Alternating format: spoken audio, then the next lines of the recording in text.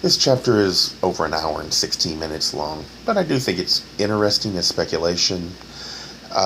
So I'm going to go ahead and do it. I won't put a whole bunch of comments on it, but I will point out things that are similar so that maybe it might make some sense.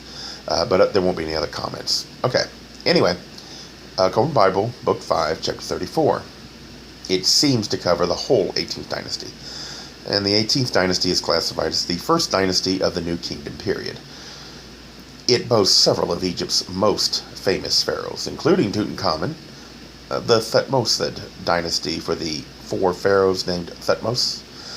Its famous pharaohs of that dynasty include Hatshepsut, Akhenaten, his queen Nefertiti, and then there was King Nefertiti, which I assume they believe is the iconic Queen Nefertiti. MAN 3438. The Pharaoh, the Great One of Egypt, was ill-formed in body. He was subject to uncontrolled trances, unproductive of any vision. This was because at such times his spirit would withdraw, thus permitting a dark one to enter its seat. He would fall down upon the ground, and the demon spume would issue from his mouth. Therefore, at such times he had to be kept from the eyes of the people, lest they were seized with the fear of demons devastating the land and sapping its fertility. Yet not everything could be kept hidden from the people, for the Pharaoh lived as the fish within the garden pool. Therefore the people learned of his grievous wickedness and turned from him.